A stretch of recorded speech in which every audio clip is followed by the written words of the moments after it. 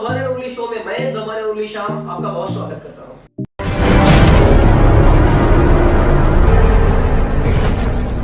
दोस्तों, हमारे यहाँ एक बहुत पुरानी कहावत प्रचलित है, जो दिखता है वो बिकता है। बाजारों में जितने प्रोडक्ट्स बिकते हैं उनके खरीदार भी होते हैं। यानी बाजार में अगर कोई सेलर किसी प्रोडक्ट को बेच रहा होता है तो उसका कोई ना कोई बायर जरूर होता है, अब वो चीज अच्छी हो या बुरी। शराब, सिगरेट, गुटखा, अफीम, चरस, गांजा से लेकर पॉर्न वीडियोस तक।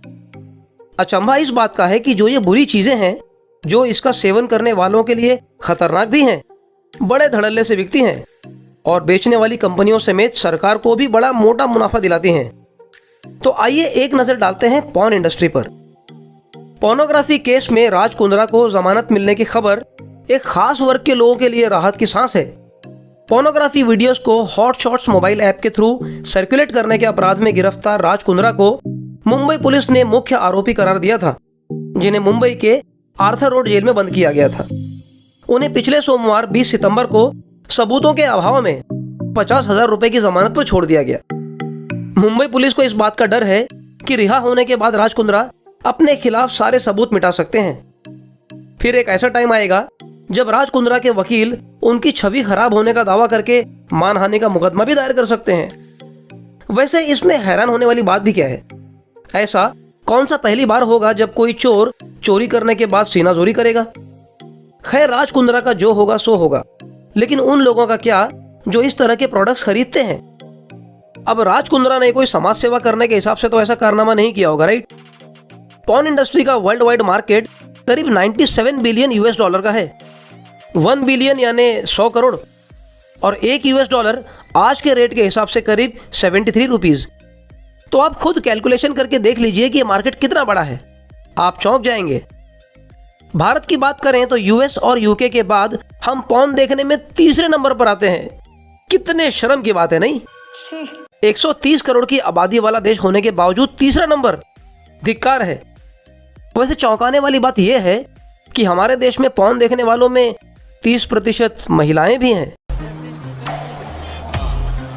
हर वो चीज जो समाज के लिए नुकसानदेह है बाजार में जोर शोर से डंके की चोट पर बेची जाती है और हमारे देश का कानून उनका कुछ नहीं उखाड़ पाता, बल्कि उन चीजों के जरिए भर भर के पैसे बनाए जाते हैं। तंबाकू, सिगरेट, गुटखा और शराब, जो तमाम रोगों और अपराधों की जड़ है, सरकार को टैक्स के रूप में करोड़ों रुपए देती है। अब सोने के अंडे देने वाली मुर्गी को कोई काटे भी तो कैसे? जिन राज्यों में शराब या सिगरेट बैन है, वहां उन्हें ब्लैक में बेचकर और मुनाफे कमाए जाते हैं। सरकार को पता तो सब होता है, लेकिन कार्रवाई किसी पर नहीं होती। जब अल्कोहल के एडवर्टीजमेंट्स को टीवी पर बैन किया गया था, तो शराब बेचने वाली कंपनियों ने एक नया रास्ता खोज निकाला। अपने ब्रांड को प्रमोट करने के लिए अब उसके नाम से मिनरल वाटर या सोडा लॉन्च करके उसका एडवर्टीजमेंट टीवी पर चलाए जाने लगे। गुटखा बैन होने के बाद उसके नाम के पान मसाले बेचे जाने लगे।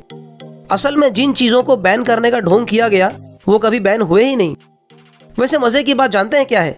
प्रशासन को यह सब कालाबाजारी दिखती है, लेकिन कोई एक्शन लिया नहीं जाता।